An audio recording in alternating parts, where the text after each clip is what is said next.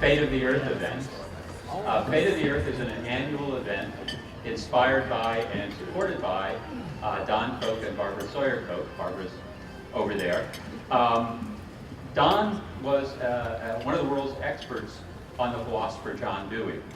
And a central part of John Dewey's views were that you needed to have science to address social problems, but that science had to be engaged, and other forms of scholarship had to be engaged with deliberations with the public, with interested and affected parties, which is how Dewey defined the public.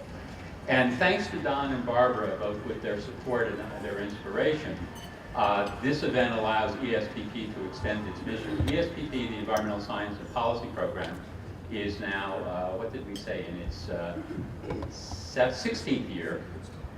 It was created and is the umbrella program for an interdisciplinary environmental research and graduate education at MSU. It involves over 200 faculty from almost, not quite, every college in the university, spanning engineering, the physical sciences, the social sciences, the biological sciences, but also the humanities and increasingly the arts. So it's a highly interdisciplinary operation. But the Fate of the Earth program allows us to extend our mission from but from graduate education and facilitating interdisciplinary research to fulfill that vision of Dewey, which is to engage with the public and with undergraduates. And so this is an evolving process. You can expect Fate of the Earth every year at about this time, as well as other events in other parts of the year that we're beginning to plan. And it will evolve as to how we do it, because we're trying to be much more engaged and engaging. So that's today's program. We will have 4 plenary speakers, and in between the plenary speakers, a whole series of workshops that range, as you see in the program, across a variety of different topics, but also different styles of engagement. So that will come next. But first, it's my great honor that we have both Satish Udpa, the president of MSU, here today to welcome you, and Dean Rachel Croson. Rachel is Dean of the College of Social Sciences, which is the lead college for ESPP. She's also a distinguished economist whose work on decision-making actually informs a lot of what we know about how people make decisions about the environment. And so their scholarly work has been very important related to this issue as well. And with that, I'll turn the podium over to Rachel.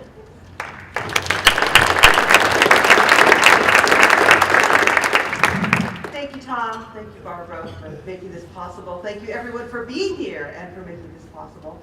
This is my 3rd year at MSU, and this is my 3rd Fate of the Earth Symposium welcome, which I am delighted about. As you know, our future is deeply tied with the future of our planet. And the future of our planet at the moment is not all that healthy. And we all got ourselves into this together, but I firmly believe we can all get ourselves out of this together. And it's going to take everybody working together, individuals, community organizations, companies, large-scale organizations, governments, and world governments. On the other hand, I firmly believe that these types of initiatives and these types of progress are possible, and it's really you all, the people in this room, who are going to be the drivers to make it possible. So thank you not only for being here, but thank you for all the work that you do on behalf of our planet. My main task for today, in addition to the welcome and the thank you, is to introduce our interim president, Satish Udpa. Dr. Udpa was recruited to MSU from Iowa State to be the chair of the Department of Electrical and Computer Engineering. He later served as Dean of the College of Engineering, very successfully. But he's probably most well known for his previous position to this as Vice President for Administration. And in that role, he was committed to having MSU do its part in order to preserve the fate of the Earth. So under his leadership, MSU first reduced and then ended its reliance on coal for energy. And we, through a public-private partnership, we launched, we need to turn the music off again. We launched the largest solar array parking structure in the United States. And it was really his leadership in that role of Vice President of Administration that made all these things happen. So not only from his presence today, but also from his work here at MSU, you can tell that he shares your sincere commitment and my sincere commitment to making sure that the earth is protected. And I'm very grateful again for you all for being here, but especially for Dr. Udpa to take time out of his Saturday to come and welcome me.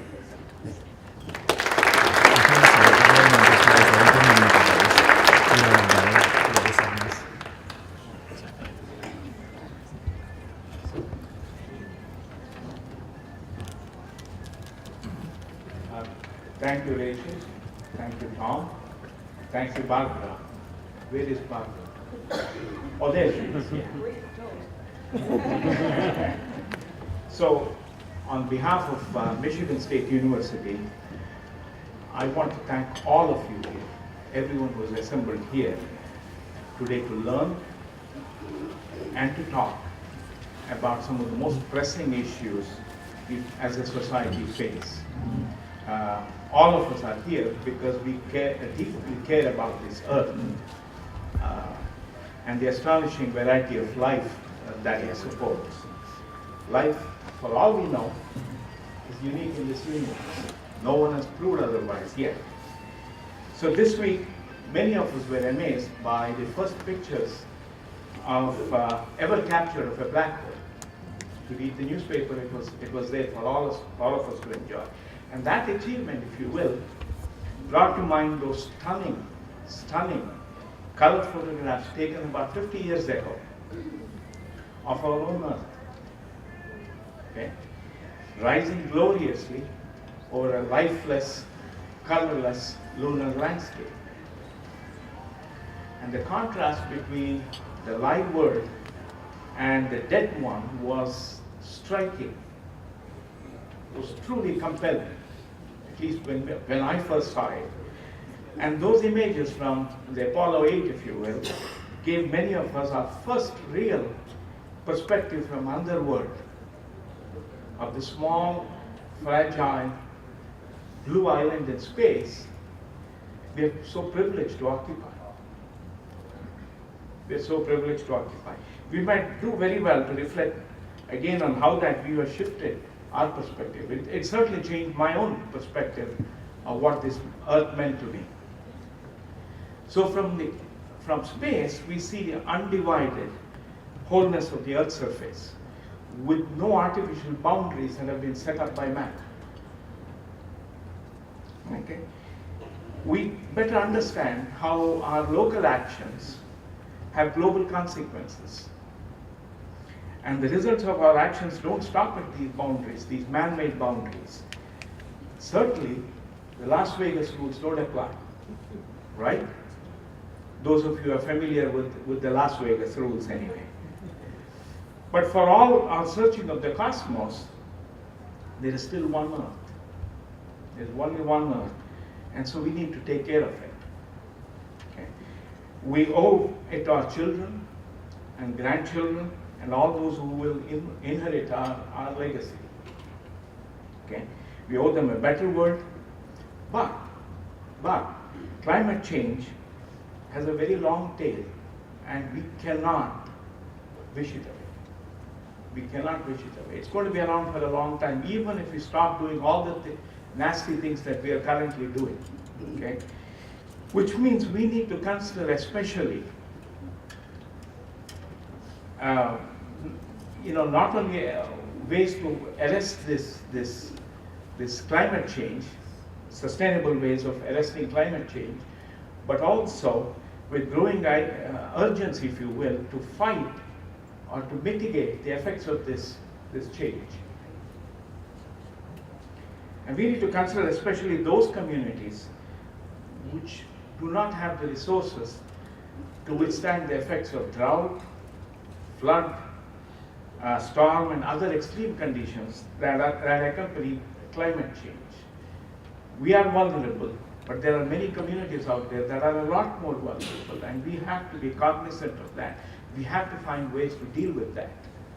So there are two aspects of the work that we have to do. One is to arrest or do whatever it takes to arrest climate change, and then the second aspect is to find ways to mitigate the effects of what we are already seeing.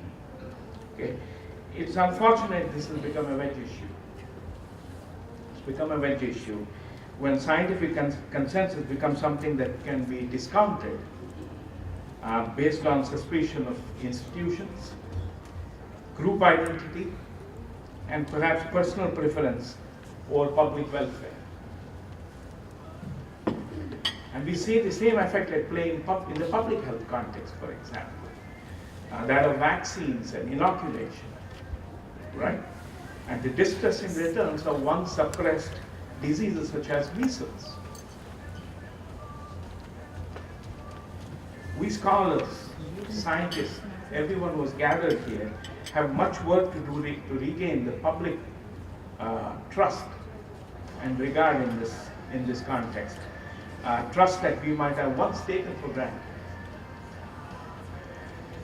We do that not only through the disciplined study of the world around us, but by our ongoing efforts to communicate the importance of our evidence-based observations and conclusions. It's vitally important that we do so.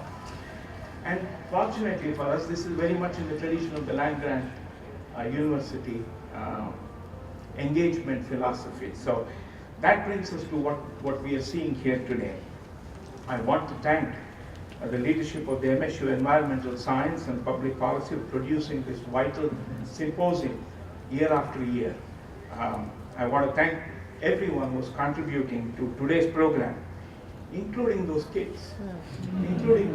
That's a remarkable testament of the impact that some of the work that you are having on young people. This represents the future.